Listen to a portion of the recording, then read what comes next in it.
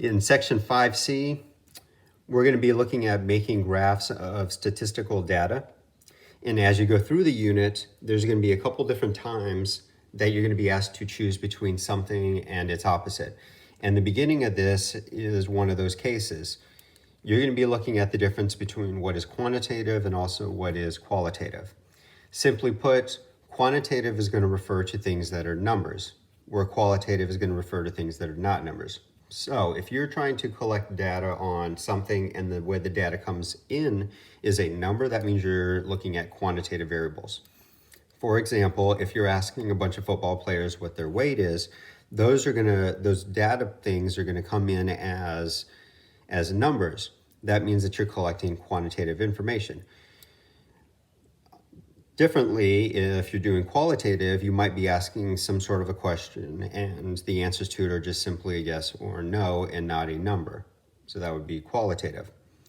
Okay, when you're done collecting all that data and you're looking to summarize it, that summarization can become a number, which is the part that gets a little bit confusing here. It can become a number, but originally when the data came in, it was not a number. So for the football players, it comes in as a number, that's quantitative, but you can even do a summarization of it where you get an average weight, which is also a number. Qualitative, you can be asking a question, yes or no, do people take these drugs? And when it comes in, that's qualitative, but then when you're done with that information, you can still turn it around and make it a number by calculating a percentage, what percentage was yes. Okay, so be aware that it is a bit confusing on this, but the way that you really need to think of it is when the data is first collected, what does it look like? Does it look like a number or does it look like something other than a number?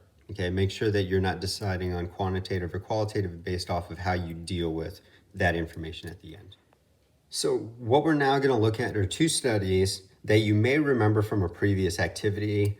We have the presidential candidate who's interested in his approval rating, and we're also looking at the car manufacturers in places where there's a lot of severe weather and how their sales rates might change. That one's always a long one to explain.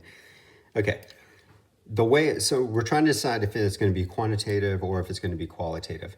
Remember, the main thing about this is when the data is collected, what does it look like? So for the approval rating, when you read all this, you're going to get a bunch of numbers in here, right? You're going to get an age range. You're going to get a number of people that they asked. You're going to get a percentage, but that percentage is the summary of this. You really got to think about what is the question that was probably asked to the people and how did they respond? And in that study, they're going to ask people, do you approve of the president? Which means that the answer choices are either going to be a yes or a no. And because that's how the answers come in, and they don't appear to be numbers, then you're going to be looking at a qualitative variable here. And the next one, with the car manufacturers, when they're asking the question, they're going to ask, well, what were your sales this week? And that's going to come back as a number. And since it's coming back as a number, then that means that you have a quantitative variable that we're looking at. Now, in the end, you can summarize things as numbers. That's fine. But it really has to do with how the data is first taken in. Okay, so here's the table all completed up. I think I basically answered everything there. In the presidential candidates, you're going to get a yes and no answer, whereas the sales rate question, you're getting actual sales rate, like how much did they sell? Okay, so that's qualitative, while this is quantitative. The summary, both come back as numbers though, so you get 39% and you also get 12. But it has to do with what that is to determine from these. Okay, so part 2, we're going to get to talk about histograms. We'll talk, I think, about line graphs as well, but the main focus is going to be on histograms. And this is a graph that in classes, probably back when you were in high school, you didn't spend much time with it. But in statistical studies, these are really, really valuable type graphs. And we're going to continue to use them a lot in other sections as we go forward. So really zone in on this part. Try and become as much of an expert as you can about reading the histograms. Okay, histograms, first of all, are for quantitative data. Like when you look at the chart that's already built here, you've got numbers across the x-axis, you got numbers across the y-axis. This is all about numbers compared to numbers here. The horizontal axis is going to give you what you call range of values. This example doesn't quite give you the concept of a range, okay, and we'll see a better look at that in the problem that's underneath this one. The vertical axis is going to give what is called a frequency. A frequency is just a fancy word for an amount. How many times did something occur, sort of thing. So whether we've read what the lines here mean, these are your categories. So say you have a category that's a 3, that category occurred 11 times. That was the frequency that corresponded with it. Okay, now let's look just a little bit closer at what this graph is going to talk about. It says that the following histogram shows the results of a study of adolescent girls in Pennsylvania. The girls reported their daily fruit servings as a whole number. Okay, so we don't have any partials like 2.5 or anything like that. They just said, do you have 0 servings, 1 serving, 2 servings? Look at that. Look at that. Some people got 8 servings of fruit. Is that a day? Yeah, in a day. So that's kind of crazy. But you might see towards the beginning that you've got higher numbers, people or girls that are eating less fruit, and it kind of tapers off down to a smaller number. Okay, all these questions, different ways that we can ask you things about histograms. And if you can see here that there's a lot of different questions, then that tells you how valuable that these histograms are, because there's a lot of ways that you can read them and learn stuff from them. First, just getting your basic understanding of how you read it. If we ask you how many girls in the study ate 2 servings of fruit, then you'd want to go across the bottom to find where you have 2 servings. And then that 2 servings is going to have a certain height for that bar, and it's going to correspond to a frequency. In that case, it was 15. All right, questions that get a little bit more interesting than just reading a straight value from there are going to be B and C, which I think are really cool here. Question B is going to ask how many girls in the study ate more than 5 servings. So we're not asking how many ate 5 servings, right? How many ate 5 servings? We're asking how many ate more than 5 servings. So that would be girls who ate 6, 7, or 8 servings according to this. So I'm going to cover up all of that, and I'm going to look at these and take a total of them. So 3 plus 3 plus 3 is going to give you 9. Question C is going to bring that 5 into this thing by saying how many ate 5 or more servings. So then you can add the 5 onto the 9 that you've already got, and you have 14. So that's another interesting thing about the histograms, is that you don't have to read a certain value, but you can also read a range of values in here, just like we saw in that example. All right, D, how many girls were in the study overall? That's 74. Unfortunately, the only way that you can get that number is to find the heights of each one of these things here, and then you got to add them all up together. But it does turn out to be 74, and you should double check all that.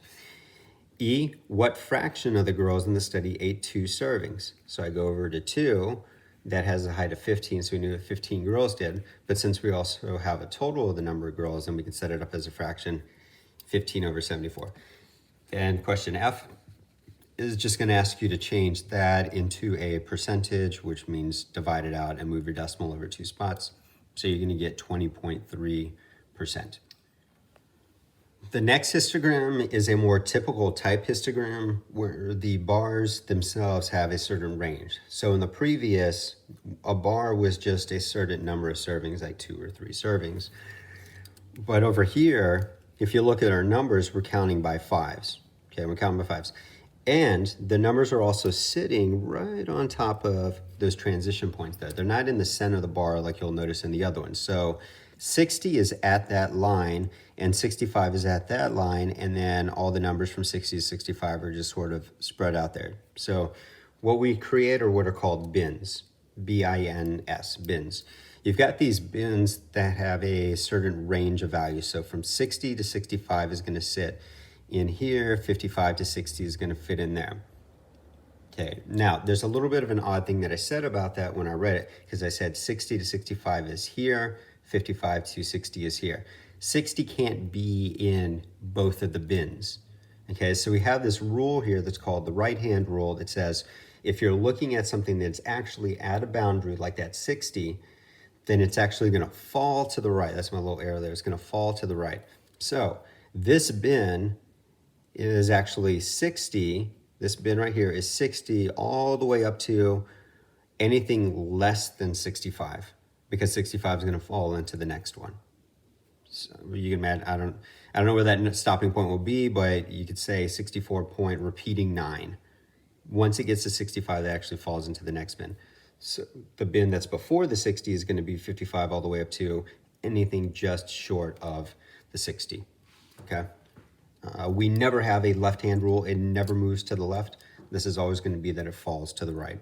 That's the general rule that we go with. All right, 68%, pretty easy to identify because it's not on a boundary or anything like that.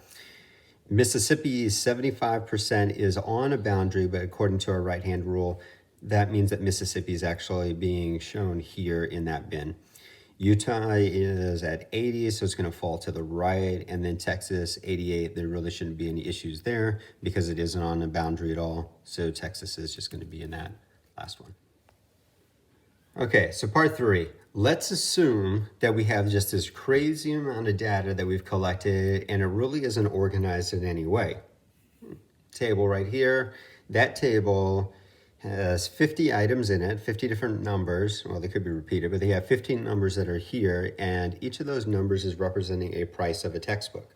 And this is just raw data that's been collected, and it's at least been put in a table versus maybe a line of numbers, so that's good.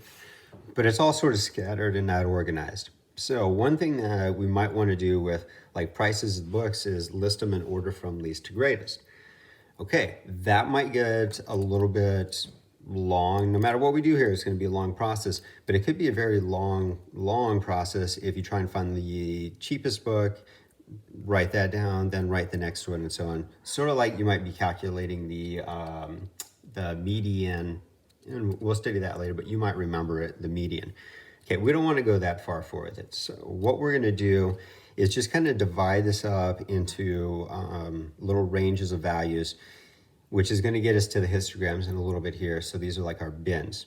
So we're going to choose them by like $10 increments. So our first bin is going to be from $40 to $49, and then our next one will be $50 to $59, and so on like that. Oh, by the way, bins will have equal size. Bins will have equal size. You can't have a bin that's going to be a range of like 40 to 49 and then decide, my next bin's going to be 50 to 75 or something crazy like that. They're always going to be consistent in their size, so keep that in mind. Okay, it's a tedious process here. It honestly is, and there isn't like a real shortcut to it. But what you're going to do is go through all the data, and you're going to try and find all of the 40 to 49 like values. So anything that starts with a 4, those are all the ones that I've marked off in the pink color here, which is 3 of them. So you could do a tally system just to account for them in case maybe you miss one, and then at the end you realize, oh, there was an extra one, and we'll just add it into that spot kind of thing. The frequency is the number of times that it does show up. So once you're confident in the number of tallies that you have, then you can just write down that number. If you want to skip the tally part, that's understandable as well. Okay, so frequency is good to know. Some other calculations that we tend to add to these types of tables will be relative frequency, which is just taking a percentage of that. So 3 out of the 50, which becomes 6%. And then you're going to have this final column that we sometimes use, which is called cumulative frequency. And that's when you're adding up and you're basically just adding a list, like increasing by the next number. You'll see that when I add on the next row here. It doesn't seem to make a lot of sense at first, like why we're going to do that, but there are some very, very practical applications of it. Okay, so your next category is going to be 50 to 59, or your bin, whatever you want to call it there. For that, I did it in a light blue color here, so I have them marked off, and I identified a total of 4 of them there. So I didn't do the tallies, but I wrote down the 4.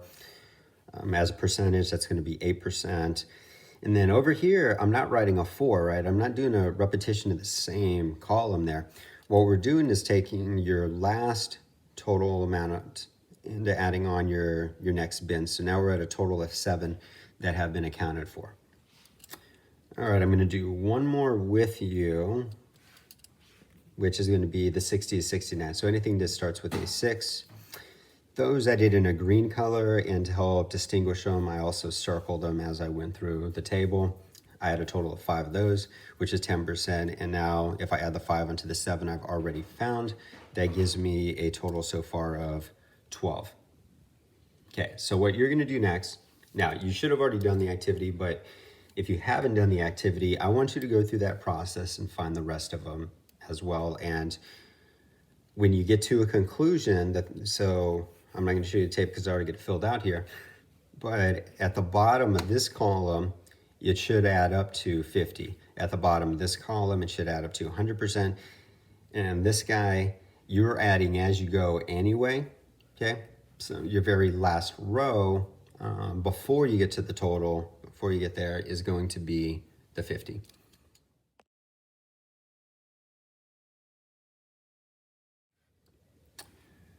Okay, so here's the table completely filled out. It would have taken you maybe a little while to go through that. Maybe it gets easier once you eliminate numbers from there, but then you have your percentages, and all these numbers can keep adding up until you get to 50 right here. So yeah, it's kind of weird that we're gonna put a total like this, because this whole column is a total, just to understand what's going on there. Okay, question 2. Describe in your own words what is meant by frequency in the third column. So that's over here, what's meant by frequency. And I answered it in one word. I just said amount. Because you have all these little bins that are already identified, like as a category, and that frequency just tells you what is the amount within there. So I wrote it in a single word. All right, 3, what number should the relative frequency column always add up to? It should add up to 100%, because that's accounting for everything that would be here. And question 4, what do you notice about the totals of the frequency and the cumulative frequency? I'll just slide it up. What am I doing? What do you notice about the totals of the frequency and cumulative frequency columns? Oh, the totals form. Okay. At the totals, they're both going to be 50. And that's always going to be the same. They're always going to be the same thing here, because the cumulative frequency stuff over here is you adding as you go. So when you're trying to find that total, you're adding all these, which are just going to create the other numbers as you go anyway. I hope that you notice that that's just kind of the same thing happening. Question 5, what we're going to do is take the information that we collected on this table, all these frequencies, and we're going to build our own histogram. Now, for the sake of the video, I'm not going to make you watch me draw a whole bunch of lines because it takes a while to do it, but this is what the end result is going to look like. We do want you to have a title. I'm sometimes bad about writing them, but this is about textbooks. Maybe you could put textbook prices. This is always going to be the frequency, and in this case, it's going to be the number of books. And down at the bottom, these are going to be like your categories. The way that we classify things are also your bins. And our bins and our categories were based on prices. And what we did is we looked from like the $40 to $50 range, the $50 to $60 range, and so on. So all of these right here are going to be all of those changes. And what you're going to see is the beginning number of each one of the bins is the numbers that we're going to mark off here, and then it just falls into using that right-hand rule there. So you take all your frequencies, the first couple here, just identify them. We got 3, 4, 5. So you draw that bar up to 3, this up to 4, that up to 5, and then so on. And you do your best to not make the lines look all crooked and unusual on there, but we'll be all right if your pictures don't look perfect. All right, a line graph is another way that you can represent it. My personal opinion is I'm not a big fan of it. I think that if you can do a histogram, just go ahead and do the histogram. The problem that I have with the line graph is the fact that we connect all of these little dots as if that's supposed to show you some sort of rate of change, and there isn't a rate of change in histograms. Things either fall into a bin or they don't fall into a bin. So don't really quite grasp why we want to see that kind of steepness slope. I know, yeah, it's more dramatic up to that height, but we're so used to the idea that lines are like slopes that I think this is weird. But look, here's what you do.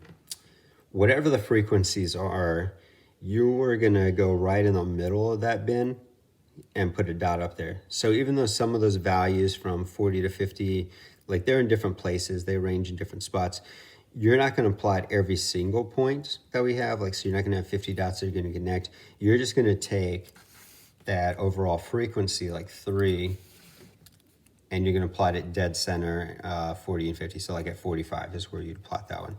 The next, which was 4, is going to end up like in the midway point there. So even though the numbers are all spread out in different places, you're only going to take that one representative for the bin, and you're going to plot that one point. And I always don't like this part here. So I know I'm sharing a lot of my opinions on it, but I think this just looks weird that we draw the line down to that 0 mark to show you something's not there. Where I think not having a bin at all is more dramatic, and I think tells the story better, that there's just no prices in that area. There's no prices. This makes it look like it transitions into a price of a 0 and then transitions out. So,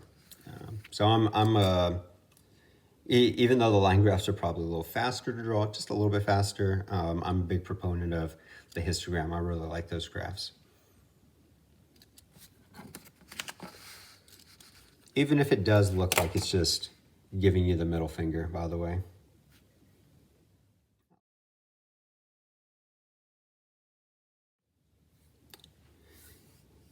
In our second activity for 5C, which I decided to call 5C2, we're going to continue to look at graphical representations of statistical data that we've collected, and demonstrate that we can create dot graphs or dot plots, whatever you want to call them. I have different names that sometimes use. We can do histograms. Again, that one's one of my favorites. You can do basic bar graphs.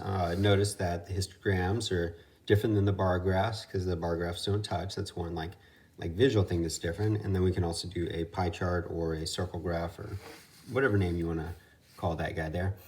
At the beginning, we get back into this idea that there's something and like its opposite, and we need to kind of understand the difference between them.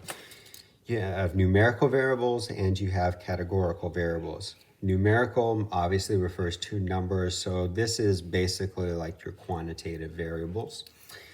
The categorical variables is like your qualitative stuff. So if you just draw those connections between the two, you should be all right on this. In fact, the activity even uses the same examples of the football weights and then the enhancing drugs yes and no question on that. Okay, for the graphs, I'm going to start by looking at the bottom because I think these are the two graphs that you're a little bit more familiar with. We've already talked about the histograms, maybe, but you've seen these two for a really long time. The bar graphs, what I want you to notice here is at the bottom of this stuff, the categories, these aren't numbers. These are actually like countries that we're looking at. So you have a category that's a country, and then that country for whatever it's looking at, it's top oil reserves, but whatever we're looking at there has a frequency that goes with it. So the more there is of this thing, the higher your bar is going to be. But the key feature is that you've got categories on the bottom that are not numbers. That doesn't mean that you can't. It just, that's what our example is showing us. The pie chart, your categories, what is it, social media, these are your categories that we're looking at. And the thing about the pie charts, which is really a beneficial thing here, is that what we do is we take all of the data that represents these categories and we proportionally distribute it within the shape of the circle. So then the larger wedges go to the bigger ones, and then the ones that are most prominent. And then you're going to have, again, the word's proportional, you have proportionally smaller sections, wedges, slices, different ways that you can call those that go to the other ones. But in the connection to the bar graph that we use as an example, these are also like categories that are not number things. Like Facebook is not a number. It has a number assigned to it, but it itself is not a number. going back to the dot plots and the histograms, these along their x-axis also have numbers. So it's numbers versus the frequency, and frequency is a number. So these are numbers to numbers. The others are going to be categories to numbers. So one of your takeaways right now is that numerical variables might be dot plots and histograms. Categorical variables might be bar graphs and circle graphs. So on the next page, what you're supposed to do is just make as many observations as you can about these. In fact, when I show you my page, it's not going to have much written on it. I'm only going to write a few things because I want you to come up with your own ideas. And they can be really silly ideas like think, compare, and contrast, you know, like the histogram, the bars touch, the bar graphs, they don't. And that's actually a true thing, and it's kind of an important thing that you understand about them. So maybe some of the really little things that might seem silly are actually answers that we want. The main thing that I do want to talk about is whether they're numerical or categorical. So when you look at my page, that's pretty much the only thing that I wrote down on here. In fact, it is the only thing that I wrote. So the examples, what they want you to know, or what they want you to take from, what they want you to take from is that dot plots and histograms can be numerical, numbers to numbers.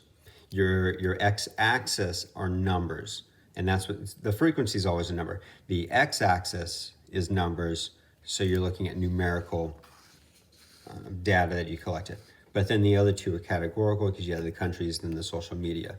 However, the truth is that dot plots don't have to be numerical. You can still do a dot plot where you have categories. We can take the country information with the oil reserves and we can make that into numerical or into like dot plots, sorry. You can make it into dot plots. So this one's actually like both. You can use it either way. Bar graphs. If I can make a bar graph into a dot graph, then I can make a dot graph into a bar graph, like whatever it was. So this one could be both, right? It could be either one of them. Pie charts. Yeah, you could, ask about people's incomes, and their incomes are numerical, and then divide like those incomes into like little wedges on here. So this one could be both, right? So we learn a lot of them can be different, but the one that can't change is your histogram. Your histogram has to be bins that range in values. You can't do that with colors and yeses and nos and all that. The histogram is the one and the only, from the four we're showing you anyhow, that is going to be numerical forever. Okay, I apologize if in part one you got bored just listening to me and not actually seeing any work done, because it felt like you're probably just staring at a page here, but the rest of it, we actually get to do some things here. Okay, we got some data. Restaurants, let's see. Some people, they don't tell you how many there are in this problem, they will later, but some people were asked what was their favorite fast food restaurant, and then I guess these are their only choices, or maybe these are the only ones that were mentioned from the people. But these are the percentages that came with them. Personally, I'm going to tell you right now, I'm a little upset. Taco Bell, I know it gets a bad rap, but I really like Taco Bell. Love that place. In fact, most of these places I like, but I go to Taco Bell. Even though I can make some really good taco meat on my own, there's just something about I love it. Chipotle, nah, don't want diarrhea. Can't get into that one. Okay, look, here's what we got. We've got categories, right? These are categories, these are numbers, these are places, and along with those, you got percents. If this is the type of data that's given to you, then category plus percentages equals pie chart. You want to make a pie chart. This is going to add up to 100%. We might as well make that big circle and divide it up to demonstrate the comparables between the sizes of these things. You can make it into a bar graph. You're just not going to get as much of a visual, I think, from it than if you did the pie chart. So, which one makes the most sense? We should do a pie chart. And this is what my pie chart looks like when it's all done. Obviously you can pause the video and you can make yours look like this if you didn't quite get there. There is a lot of leniency on like how well you draw the wedges, but we should see that wedges, like percentages that are close to each other, are basically the same size. We should see some that are smaller than the rest, and you do your best to divide it up. What I thought would be a good idea is to share with you a little bit of how we can kind of size things up. They're probably easier going from the bottom up. Like 50% is half, okay? Divide into 4 sections, you get 4%, or you get 1/4, which is 25%. And then you can kind of, I think it's like the Mercedes symbol, the way that that one divides up, you could get like thirds. That one's a little bit tricky to work into, but if you were to maybe lightly try and divide it up into thirds, you can get yourself that 33%, which would have been helpful for both of these two to get going. I took a slightly different approach when I built it. One thing that I observed is that these two together are as close to 50% as you can get. So my beginning line was just to draw one here to cut it in half. Then these two parts, I tried to break up into the 31 and the 20%. So I was thinking of, let's get a ruler here. I was thinking that if I drew a line here, then all of this would be 25%, but I didn't need 25%, so I just shaved off a little bit. I didn't measure it. I just shaved off 5% from there to get it down to 20, and the leftover went to Wendy's. So I had Chick-fil-A, and then I got my Wendy's. Chipotle, I did that one next because it's basically the same size as Wendy's, just a little bit more. So I tried to reflect that line over, but just give it a little bit more to get to 33%. The remaining part, they're close to the same side. So instead of dividing it right in half, I just kind of shifted the line over a little bit to make Burger King slightly better. That dot right there, which I didn't really erase, that was my first attempt. And then after I removed my ruler, I realized that was too dramatic, so I moved it over. Again, you're not going to be getting graded too heavily on this, but like how you draw it. But big sections should be bigger than other sections. If something's about 50%, make it look like it's about 50%. Okay, you try your best, but don't freak out. If your center point's not actually in the center, you know, try and move it over, but that happens a lot. We're not perfect at it. Okay, next question here is going to say, you know what if it was actually 55 people that were in this? And then we take that 55 people and we figure out what the raw numbers must have been to go with them. So what we can do is take 55, multiply it by the decimal forms of all these percentages. And you get these numbers rounded off to the nearest whole. The first you get exactly 11. The others, what I did is I had these little arrows on here, which are not required by any means, but I just added them so you knew that when you do the calculation, this one ended up being a little bit higher than 17, so I rounded down to there. This one I had to round down. This was, I think, around 3.95 or 3.85, so that one rounded up. That guy needed to round up just a little bit too, so lucky for us in the rounding process here, it still added up to 55. Yeah, 2 round down, 2 round up, so that worked out fine for us. When we did the apportionment activity, we saw how sometimes it doesn't work out.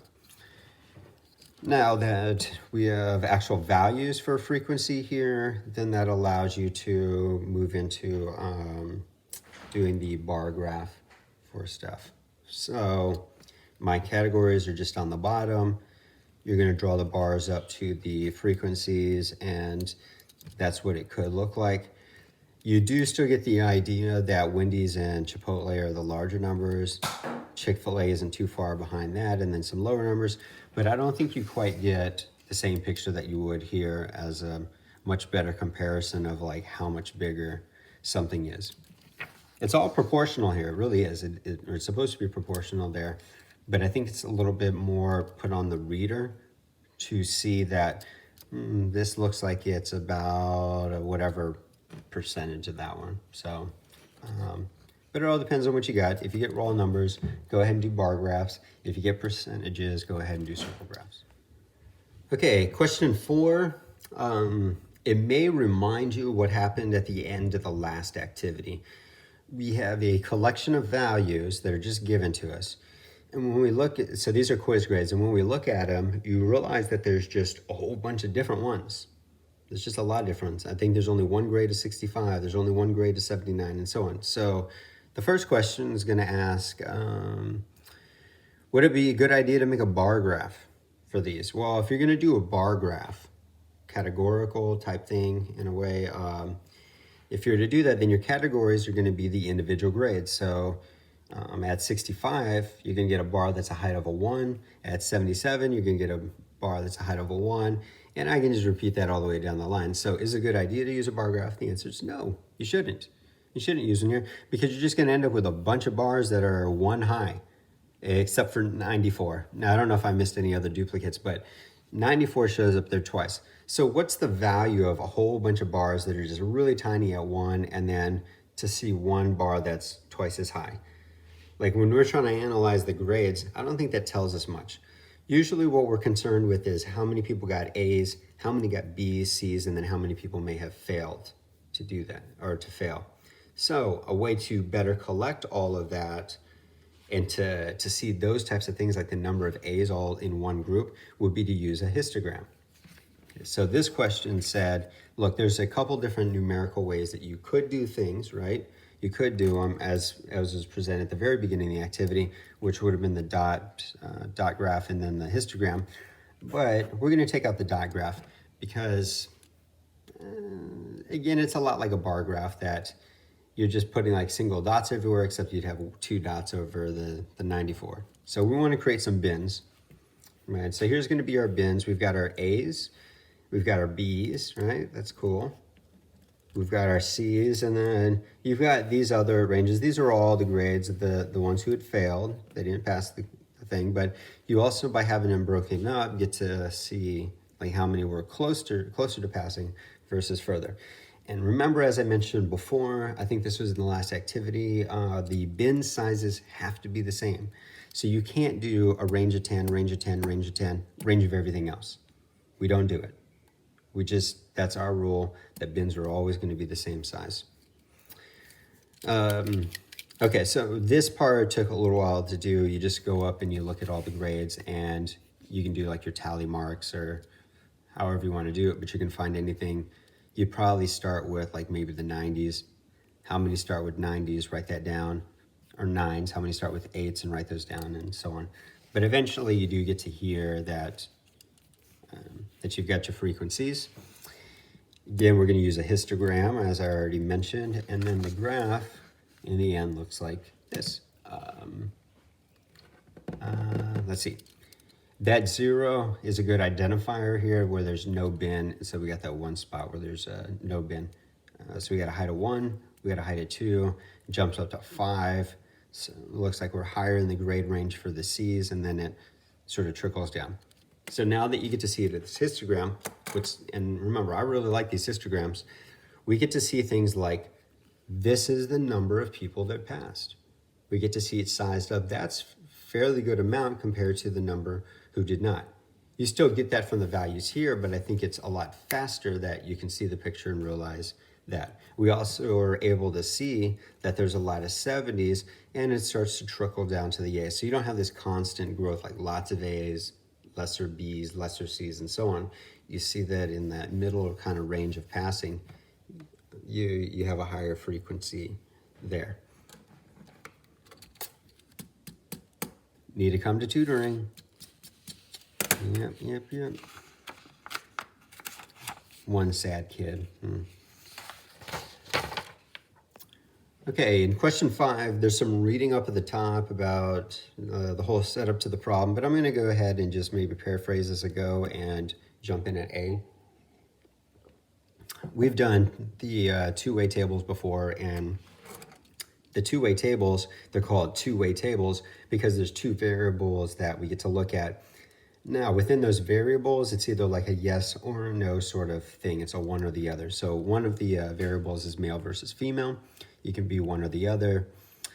Allergies, you can either have food allergies or not have food allergies. And then this is kind of a spreadsheet of what they are. So like that number right there that I have in pink is going to be the females that don't have food allergies thing. All right, the table was given to you as an incomplete, which I always think is a good logical puzzle to solve. I think they're fun. I like writing them up as incomplete and letting you fill them in. What I thought, since I'm giving you an answer key here, would be that I would color code the order in which you can do things. So everything that was in blue, the light blue color here, which green might be hard to distinguish, so I'll point to all the blues. This, and this. Those three are things that you can calculate based on the numbers that are already given there. Like the 1728 is the sum of those two numbers that were already provided. The 10,000 number here is going to be the difference between the 11,000 and the 800 if you just subtract. This one is going to be the 21,000 minus the 11,000 to get that number. So you can do all those based on just the provided values. Then second, I did the one that was in pink because now that I have this blue number, I can subtract the 897 from it and get this one. Once I have that one, or I guess I could have done this one in a pink color as well, now that I notice it. Because once I had that blue one, I could have subtracted I could subtract that number from the 21,000 and I could have got that one. But I guess the way that I did the math was once I had these two, I added them together to get there. But that also does, like what I just showed you there, it demonstrates that you can get some of the numbers by different methods, and there's a lot of ways that you can kind of check your work and make sure everything's good. Okay, what we did a lot with these two-way graphs, two-way tables, is calculated percentages. When I go through each of these, I have a little section that is underlined where it says of something, and so on. That of something is going to tell you what the denominator is, and I think that's the most important part that you figure out before you do any actual calculation. So in C, it says what percent of children. So that means you're going to go all the way to the bottom corner. It doesn't matter if you're talking about males, females, who have allergies or not. That is the children number right there. So of children, that will become your denominator. How many had a food allergy? Okay, so food allergies, we don't care if they're male or female. We're going to go all the way to the end here. We're going to put the 1728 over that number, and it does, after all the math, becomes 7.9%. The next question says of male children. So that means we need to ignore everything except for the column for male.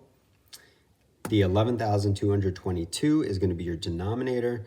It's going to say of male children, how many had a food allergy? So that would be the 831 that's going to go on the top, and that becomes 7.4%.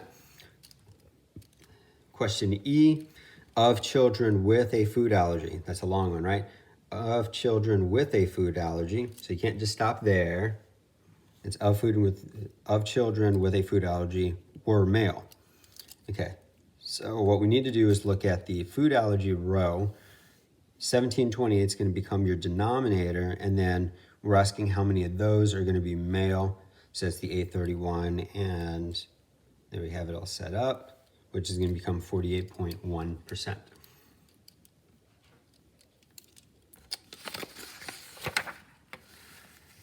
All right, moving on to the very end here, F.